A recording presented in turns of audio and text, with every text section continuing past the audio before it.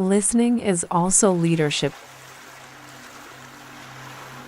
Once upon a time, there was a teacher whose greatest wish was to see his children safe and happy. His name is Jordan Lewis. Had always believed that showing initiative was the clearest sign of professionalism. As the school's student support coordinator, Jordan was known for being proactive, creative, and deeply committed to improving student experience. Color-coded resources, motivational displays, reflection tools, and follow-up emails were part of Jordan's daily routine. Every idea came from a good place, the belief that if students were surrounded by encouragement, they would rise to meet it. Jordan worked late most evenings, revising materials and drafting messages meant to be helpful. When teachers thanked Jordan in passing, it felt like quiet confirmation that the effort mattered. Then one morning, a message arrived. It wasn't harsh. It wasn't cold. In fact, it was carefully written, respectful, and direct. The message explained that several teachers had expressed feeling overwhelmed. While they appreciated Jordan's creativity and dedication, the volume of resources and follow-up communication had begun to feel like pressure rather than support. The message politely requested that Jordan pause sending additional materials to teachers. For the time being, Jordan stared at the screen longer than expected. A wave of emotions surfaced all at once: surprise, disappointment, confusion, overwhelmed. That wasn't the reaction Jordan had imagined. Every poster, every email had been sent with purpose, with care. The first impulse was to explain everything. Jordan opened a reply and began typing explanations about time spent, intentions, the importance of the materials. Halfway through the second paragraph, Jordan stopped. Something didn't feel right. Jordan closed the laptop and leaned back, staring at the ceiling. Over the years, Jordan had attended countless professional development sessions on communication, leadership, and collaboration. One phrase resurfaced clearly now: intent does not outweigh impact. Jordan reopened the message and read it again, this time without emotion. The words were calm. The request was reasonable. No accusations. No dismissal of effort. Just honesty. That afternoon, Jordan walked through the school halls with a different awareness. In classrooms, teachers moved quickly between students, answering questions, managing behavior, and adjusting lessons on the fly. Papers covered desks. Bulletin boards were already full. The pace was relentless.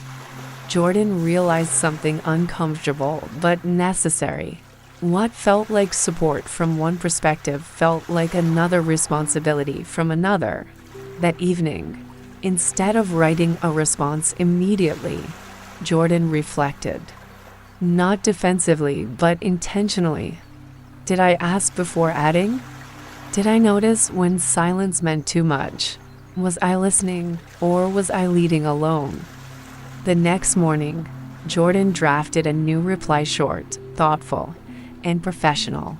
The response thanked the sender for communicating the concerns clearly. It acknowledged the teacher's feelings without debate. It expressed appreciation for the feedback and confirmed that the request would be respected. The message ended simply: "I understand, and thank you for sharing this with me." When Jordan clicked send, there was no dramatic relief, just calm. In the weeks that followed, Jordan intentionally stepped back. No new materials were sent. No follow-up emails were written. Instead, Jordan focused on observation, collaboration, and listening. Rather than pushing resources outward, Jordan began pulling insight inward, asking administrators what teachers were facing, sitting in on meetings and paying attention to what was not being said. Slowly, a shift occurred.